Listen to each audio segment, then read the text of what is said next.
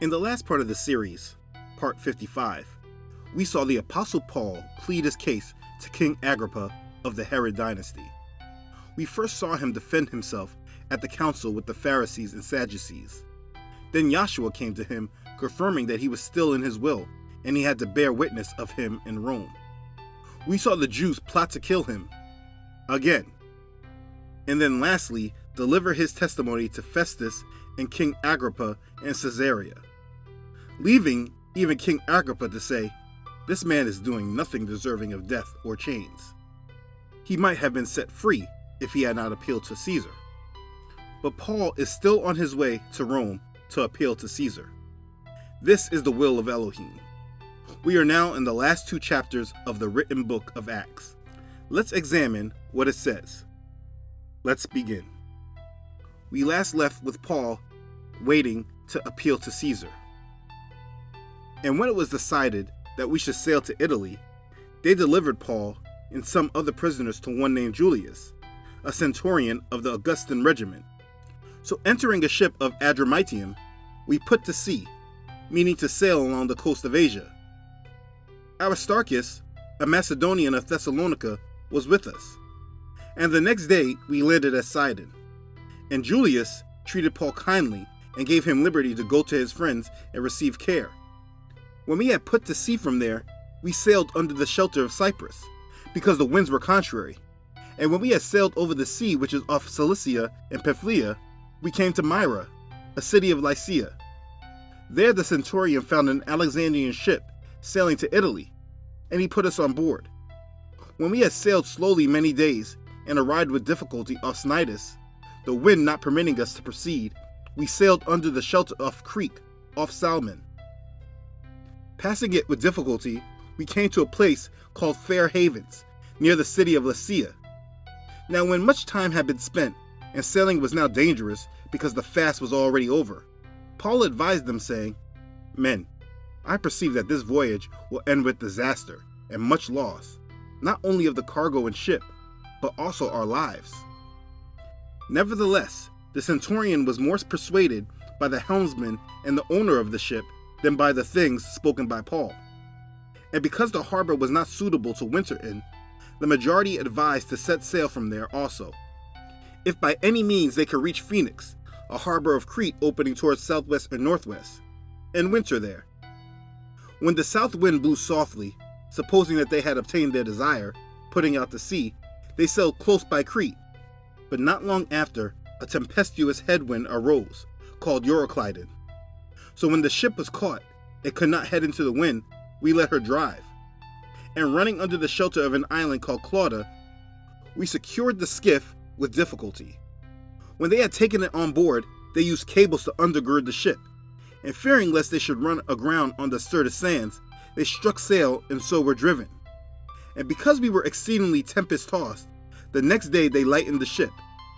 On the third day we threw the ship's tackle overboard with our own hands.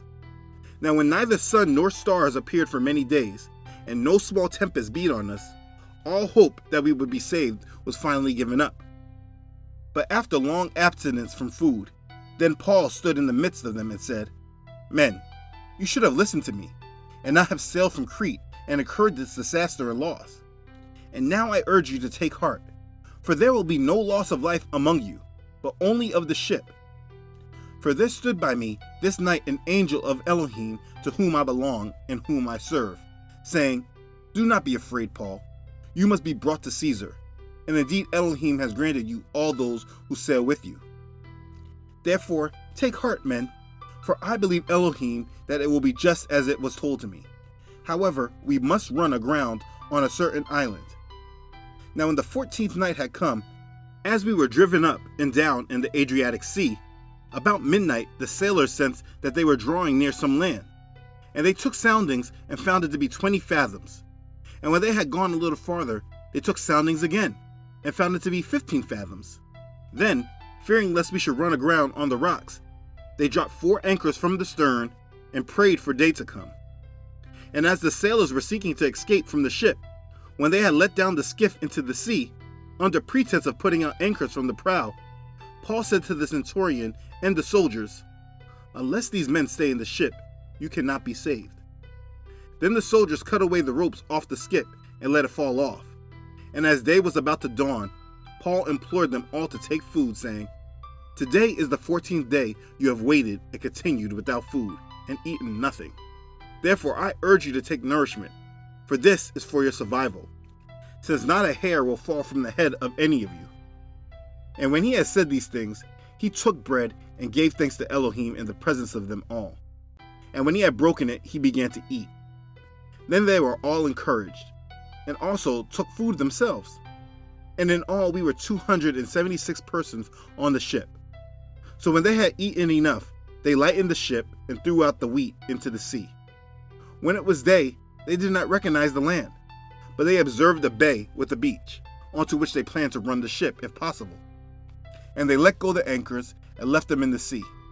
Meanwhile, loosing the rudder ropes, and they hoisted the mainsail to the wind and made for shore. But striking a place where two seas met, they ran the ship aground, and the prow struck fast and remained immovable. But the stern was being broken up by the violence of the waves.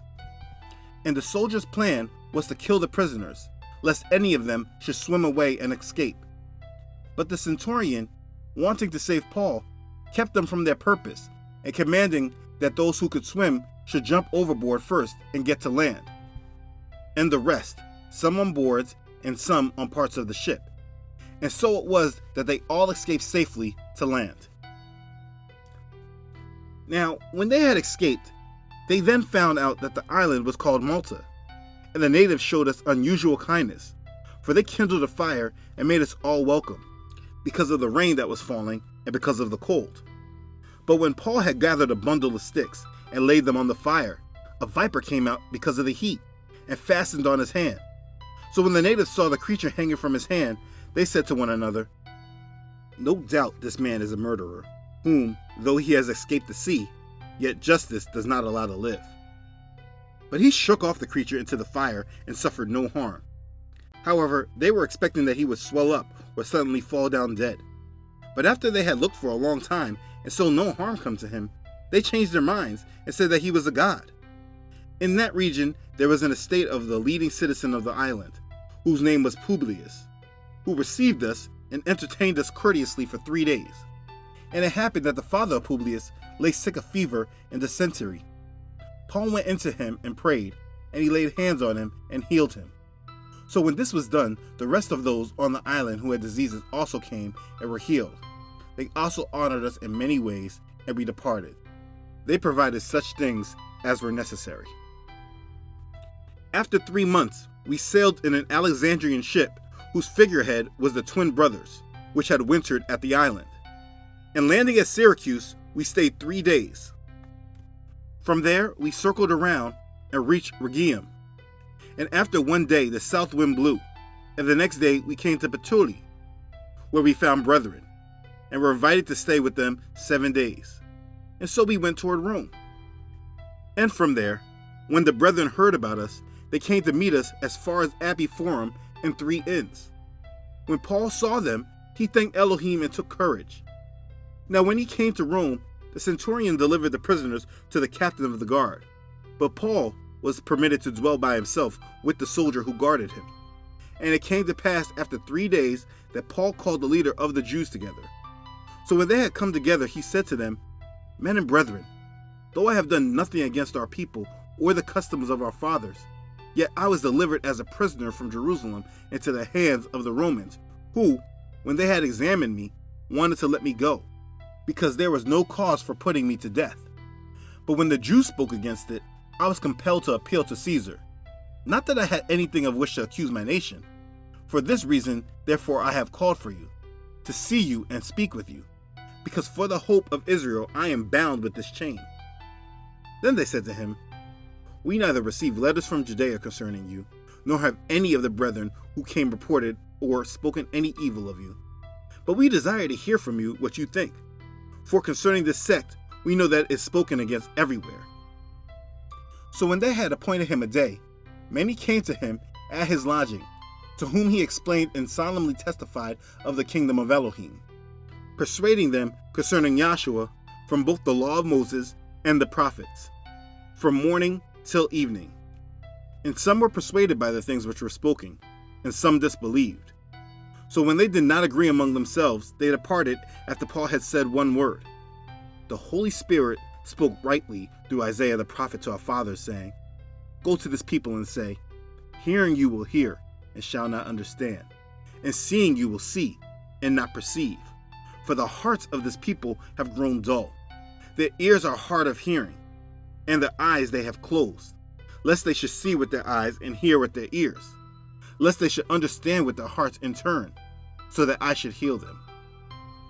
Therefore, let it be known to you that the salvation of Elohim has been sent to the Gentiles, and they will hear it. And when he had said these words, the Jews departed and had a great dispute among themselves. Then Paul dwelt 2 whole years in his own rented house, and received all who came to him, preaching the kingdom of Elohim, and teaching the things which concern the Adon, Yahshua HaMashiach, with all confidence, no one forbidding him. And this concludes the written book of Acts. This is not the end of the story, of course, just the end of Luke's testimony. Let's take note of a few things. Paul was destined to get to Rome. It was not a good time for sailing. It was just before the winter months when sailing became difficult because of the storms. The headwinds were very strong and made their trip difficult. One of the storms threatened to sink the ship. Paul had been given absolute assurance by Elohim that no one would be lost on the ship. But Paul did warn that if the sailors were successful in escaping from the ship, the Roman soldiers would lose their lives. Because of Paul's comments, the soldiers stopped the sailors from leaving the ship and everyone made it ashore alive. The soldiers wanted to kill the prisoners because of their Roman military law. If a prisoner escaped, the soldier on guard would be liable for the punishment of the one who escaped.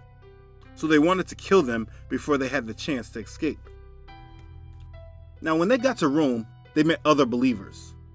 These believers traveled many miles from a place called 3 Inns in Appii Forum.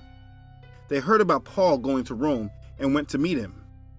In his letter to the Romans, in Romans chapter 15, verse 24, he expressed his deep desire to see them someday. The day had arrived, so they came out to meet him.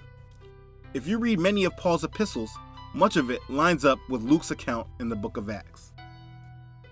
Now, because Paul had not been accused of a dangerous crime and was not considered a political threat, he was permitted to live by himself but under house arrest. But that did allow him to entertain friends and minister to groups like the Roman Jews and Gentiles. So he saw the Jews back in Rome. If you remember, Emperor Claudius gave a decree banishing the Jews from Rome. But obviously this decree had been allowed to lapse as we see Jewish leaders back in Rome. The Jewish leaders had not received any news about Paul from Judea. Maybe it was that after Paul's appeal to Caesar, Paul was on the first ship that made it to Italy. Or maybe Paul's accusers had given up their attacks on him, having failed with Felix, Festus, and Agrippa. Either way, they knew nothing of the accusations that were against Paul. But they did hear about the way, but it was being discredited. They gave him time to explain himself and give his testimony. Some were persuaded and some disbelieved. And Paul saw confirmation through the prophet Isaiah through the encounter that he had with the leading Jews. And when he told them the salvation of Elohim has also been granted to the Gentiles, that caused the dispute. So Paul was there 2 whole years. During that time, he was permitted to minister to anyone who came to his rented house. It's also said that he wrote 4 of his New Testament letters during this period. These were Ephesians, Philippians, Colossians, and Philemon. But this is not confirmed as absolute. Now, Luke does not reveal what happened to Paul in his case. Apparently, it had not yet been decided when Luke finished writing this. Many feel that Paul was released, being that he had been found innocent by all the other Roman officials up to that point. We know Paul felt confident that he would be released, according to Philemon verse 22. And then his pastoral epistles, like Titus, suggest that they were written after his imprisonment, because some things not reported in the book of Acts, like Titus chapter 1 verse 5, implies that he ministered in Crete. Paul most likely resumed his missionary travels. There was no concrete evidence surrounding his death and when and how it occurred. Consensus has it that he was beheaded around 66 AD. This was by Nero.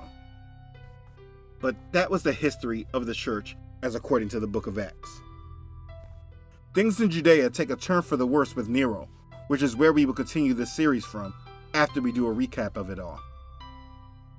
But if you have been following this series from the beginning, we started from the flood when Noah's sons repopulated the earth, all the way to the history of Israel, the ministry of Yahshua, and now we have ended the history of the church as recorded in the Bible.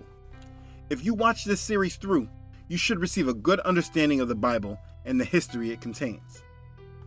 But most importantly, you should understand why we need Yahshua and why his sacrifice and resurrection is so important to the world. The gospel is the most important thing in this world. There is no other subject that should be understood more. Our lives are full of distractions. We are always thinking about tomorrow and what the world has in store for us. But the problem is, the majority of us don't have enough fear of Elohim, because we should be thinking about what Elohim has in store for us later. The devil doesn't want us to think about our lives when we die. Whenever you talk to someone against the Bible and Yahshua, just ask them what happens when they die. They never have an answer for this, or they tell you they don't care, or they give you some garbage like they will come back and turn into a tree. But seriously, they don't have an answer because they don't consider this, and that's what the devil wants. He doesn't want us considering where we spend our eternity, and he definitely doesn't want us to know we have power over him on earth. He wants to wreak havoc in our lives and destroy us. If you have an understanding of the gospel and of many other truths you might not have known about in the past, then you are gaining strength in your spiritual armor. This will be discussed very soon. But now that you have the gospel and understand the church and what others went through just so that we can have a relationship with Elohim today, please do not take it for granted or misuse it. We always hear a lot about what generations in the past did just so minorities and women were given the chance to vote in this fake democracy. But what we don't think about is how many people were killed and sacrificed for the sake of the gospel that we all know of today. They put their lives on the line so that we can know about our path to salvation today. And for that, we should be very grateful. We have gone through the history of Israel, the gospel, and the church. After we recap it, we will learn about the lies and the twist. Now, I must mention that even though we have went through this, you should still continue to read the Bible on your own continuously. I reread the same things over and over. This is how he reveals things to me as I grow in my understanding. Make sure you do the same. Don't be a complacent learner. Keep reading and growing. I pray this ministry just adds a supplement to it. So listen, thanks again for watching. If this has blessed you, please like it and share it. If you haven't subscribed, please make sure you do. I upload every Friday. Please make sure you follow me on Facebook and Instagram. I again want to thank everyone who is sowing into this ministry. I thank you for helping me carry out this assignment and serve him. I'm truly grateful for you. You know who you are. Thank you again for your support and allowing Yahweh to work through you. May Elohim bless you. Okay, thanks for watching, everyone. I love you all.